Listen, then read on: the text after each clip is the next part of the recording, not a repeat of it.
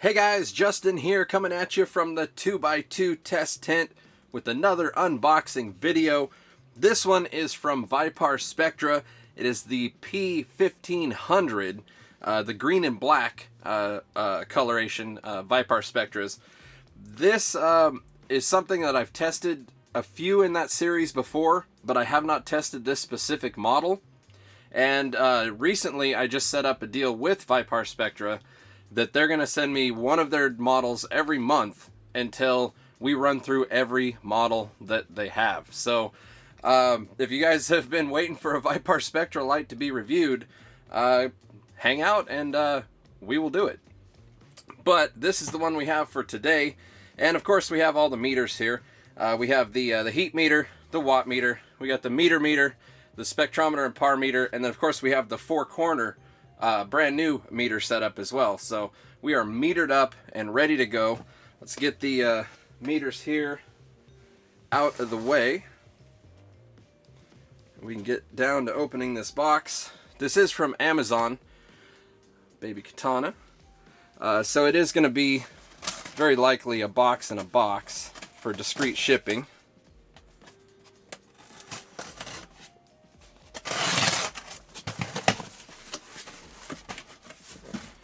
Let's see what we got here. Got some puff bags.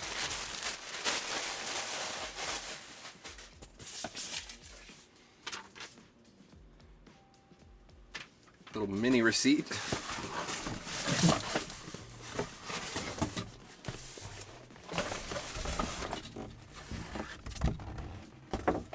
Pull that out of the way without killing the camera. Now we get down to Baby Katana again here. This is nice and sharp now. I bought a sharpening kit for my knives, and I've been trying to get Baby Katana a little bit sharper because, believe it or not, cutting through tape actually impacts the blade quite a bit, more than you would think. Baby Katana does a lot of tape cutting.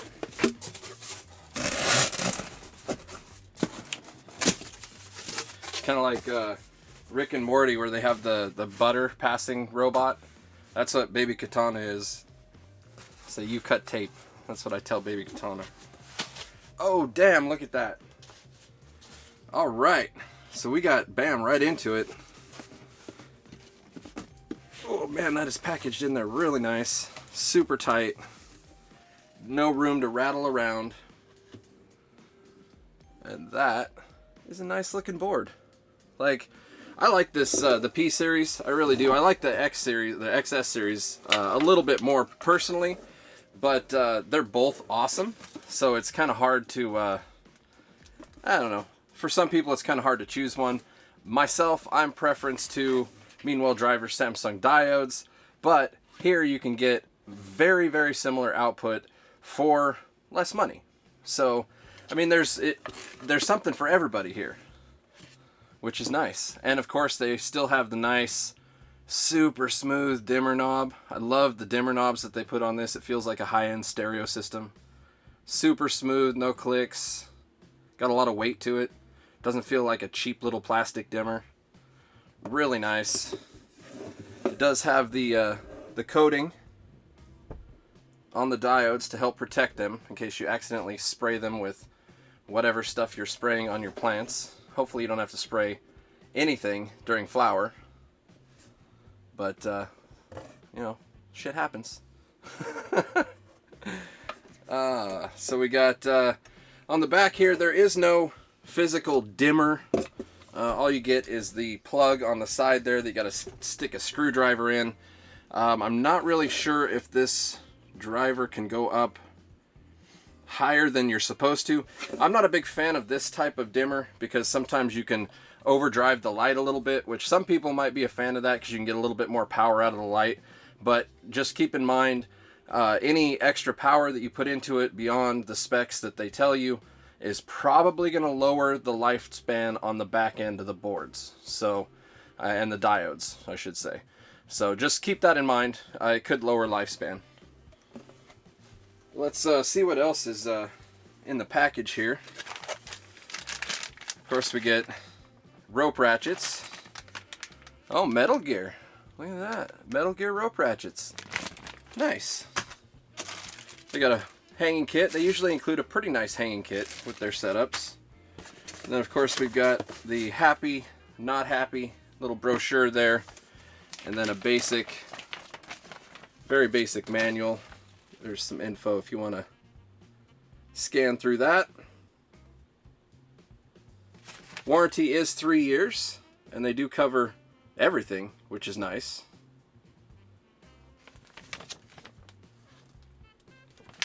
And there we go. Let's get this sucker hooked up and see what she can do. Alright guys, we've got everything hooked up and ready to go.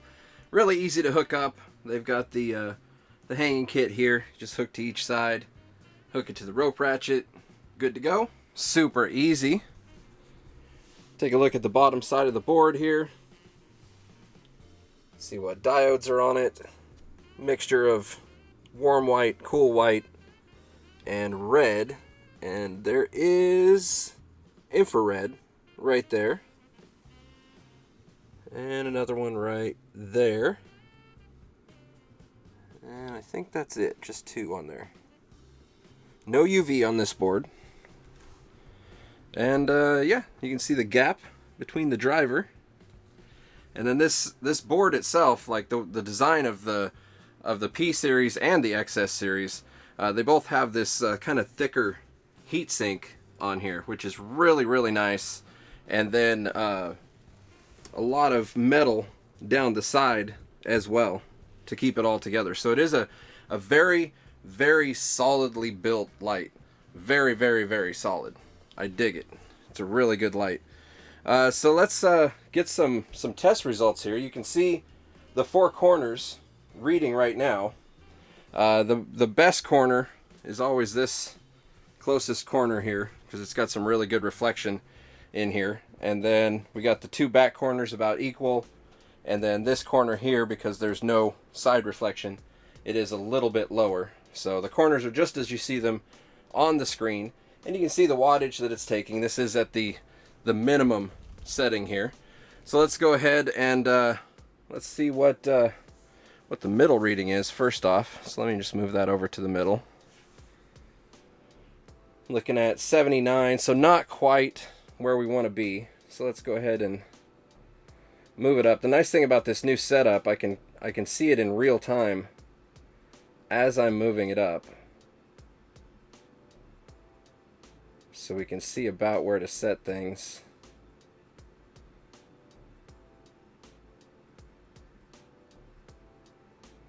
So about, I'd say like right there for seedlings. So let's move this back out to the side and we'll see where we're at on the dimmer here. Looks like 25% on the dimmer there is where we're at, and that's putting us at actually really good in all four corners for seedlings and clones. So 25%. Oh, almost forgot. Meter's got to tell you that we're at 17 inches off the floor, because the meters are 1 inch off the floor basically. So 16-inch canopy is what we're looking at here. So 16 inches off of your canopy at 25% is what you'd be looking at for seedlings and clones. So let's go ahead and we'll move that back to the middle. And now we will tune for veg. Probably want to hit about 400. Wow, that's really going up fast. I'm going to hit about 400 in the middle here. 402. See, that's a little low for the outside, so we might have to go higher. This is a 27 by 27 tent, so it is slightly larger than a 2 by 2. Yeah. That's about as good as it's going to get, I think, because any more than that, you're going to get into flowering territory in the middle just to hit veg on the sides. I guess we could try that. See, it's 600 in the middle. So, I mean, I guess you could. That's really strong for veg. That is really strong for veg. 590 in the middle. Wow. Let's see where we're at on the dimmer here. We're at almost 75% on the dimmer. Just really, really close to 75%. So, yeah. That's, wow. Let's flip it down to 50% just to give a reading on that here real quick. We'll go down to 50. So you guys get a reading on that. So there's 50. I guess you could veg with that. I've vegged with 200 to 250 with small clones and stuff like that in large areas, and it works. It's just they don't grow quite as fast and as quite as robust, but they do grow. So I mean, you could do the 50% here, and then you'd have 400 in the middle, 200-ish around the sides.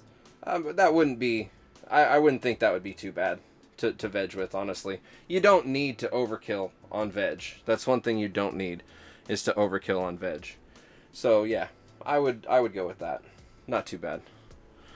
So let's go ahead. Let's see how far this thing goes. So we've hit 75. Now let's just max it out. Now it says it's 150 watts. And it's looking like 160 watts is what we're pulling right now. So 160 watts. We're at 774.2 in the middle, which is awesome. Totally awesome. The sides are at 400 though.